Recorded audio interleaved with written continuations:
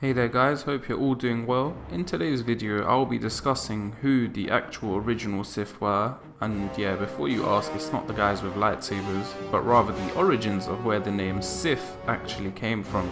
Eons before the events of the prequels, a few Jedi were experimenting with the unstudied and relatively unknown part of the Force, which was the dark side. The few Jedi that delved into this side of the Force ended up turning towards the dark side and becoming Dark Jedi. These were Jedi who used and practiced the dark side of the Force. They started to spread the idea of using the dark side throughout the Jedi Temple, and thus converting many other Jedi to the dark side of the Force as well. Alerted by this, the Jedi sought out these dark Jedi and defeated them, banishing them and exiling them into unknown space in order to be forgotten about. However, whilst banished, the remaining dark Jedi came across a planet very strong in the dark side of the Force. Interested in this dark energy, the Dark Jedi descended and landed on the planet known as Korriban. Once the exiles had reached the surface, they were greeted by a more primitive species who could barely communicate with the Offworlders and were constantly fighting amongst each other in order to ensure that only the best amongst each tribe could survive and spread offspring. This barbaric species were the original Sith. They were also known as Sith purebloods and were a species of red-skinned humanoids. The exiled Dark Jedi would go on to assert their dominance over the primitive species, and as such were worshipped as gods. The Sith and exiles interbred, and through genetic manipulation the Sith species was altered. Over the course of several generations, the original Sith species became a hybrid species of human and Sith heritage. The Sith had a barbaric yet sophisticated way of civilization. For them, barbarism was a simple basic aspect of existence. For them, war and chaos were just as important for everyday life as was peace and serenity. Now, the native Sith, they were masters of alchemy and magic and performed daily rituals of sacrifice and other forms of arcane magic. Once they worked in tandem with the Dark Jedi who implemented the dark side of the Force within this magic and alchemy, it allowed them to accomplish astounding feats, such as creating mutated biological war creatures and causing stars to explode. The society of the Sith operated via a hierarchy, using a caste system to structure their way of life.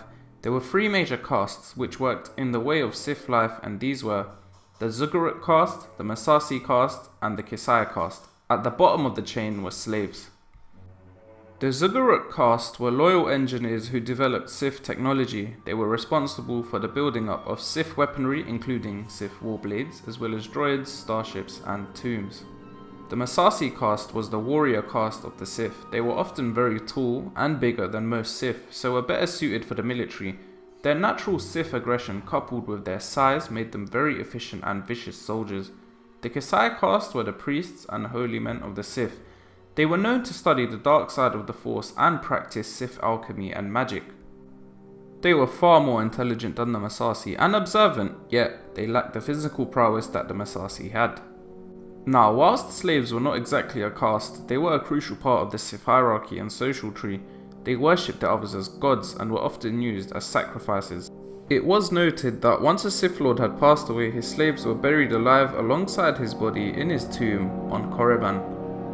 Though they had great power, the Sith were not united, and they lived in tribal circles led by one or more Sith sorcerers who were responsible for the safety and protection of their people.